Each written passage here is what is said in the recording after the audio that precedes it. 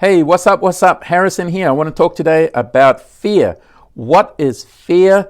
How do you feel afraid? Why do you feel afraid? And what you can do about it. In today's world, in the environment we're living in, the environment we find ourselves in, there is a lot of fear running around. There's a lot of misinformation. There's a lot of scared news. There's a lot of people running scared, a lot of people panicking.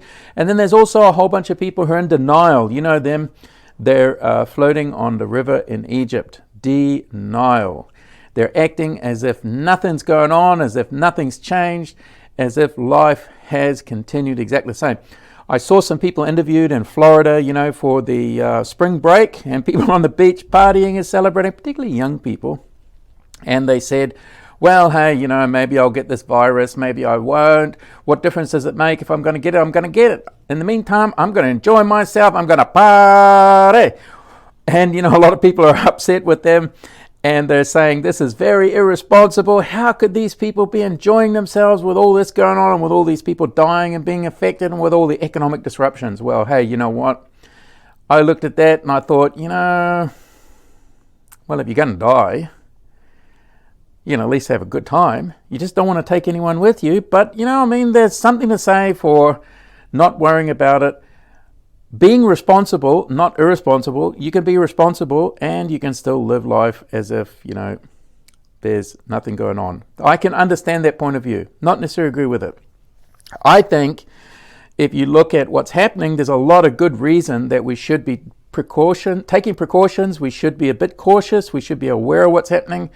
And we should do something about it. But, a lot of people, they cope with this sort of environment in a few different ways. And denial is one of them, just pretending that there's nothing going on and living like there's no tomorrow and just sticking one's head in the sand.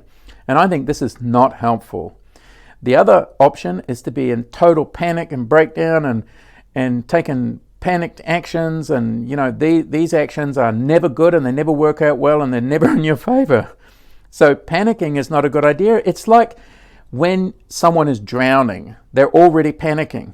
Because, let's say you're in the ocean and, you're having trouble get to the shore. The best thing you can do is float. And in order to float, you have to relax. Then you can go with the current and hopefully someone can rescue you.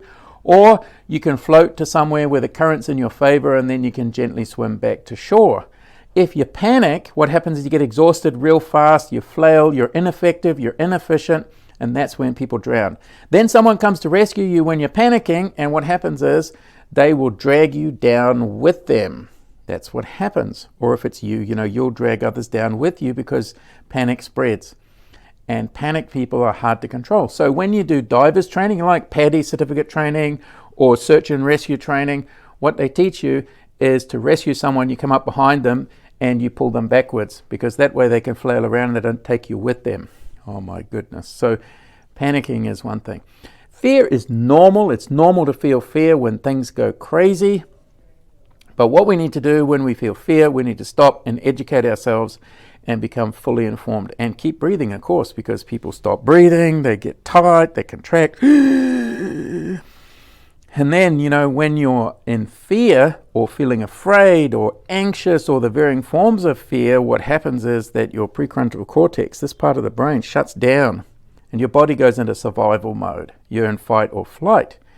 And then you can't think and you can't plan and you can't strategize and you're not as creative. This is not helpful. So then you're basically at the effect of everything going on. So the best thing that you can do is to think about things rationally. And I know that's hard when you're afraid, but you think about things rationally and you say, what's the worst case that can happen with this situation? What's the worst thing that can happen? And can I live with that?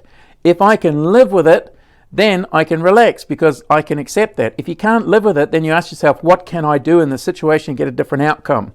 Then you're going to be empowered to think creatively and come up with a solution. And then at the end of the day, once you're in action towards your what you're able to accept and what you're able to do. And when you're in motion with that, you'll find that your fear will dissipate because you feel like you're back in charge, in control of the situation. One of the biggest things that cause people fear is that you feel out of control. You feel like there's nothing you can do. You're at effect. And you can change this by asking yourself, what can I do in this situation? What can I live with? What's the best case? What's the worst case? What can I live with? And what strategy can I come up with? So these are some of my thoughts for today. I'm going to continue this series of videos talking about the economic situation at the moment, what you can do about it to have a better outcome, to work with your own emotions and those of others, how you can partner with other people to come up with better solutions, how you can get better results. If you're looking for a job, how you can do that. If you're a business looking for more revenue and cash flow, and if you're having to negotiate with vendors for more time, how do you do that? How do you navigate the situation? How do you cut costs without cutting too much? It's key, isn't it? You can cut too much or you can cut too little. How do you know what's just right? Because optimum is just right.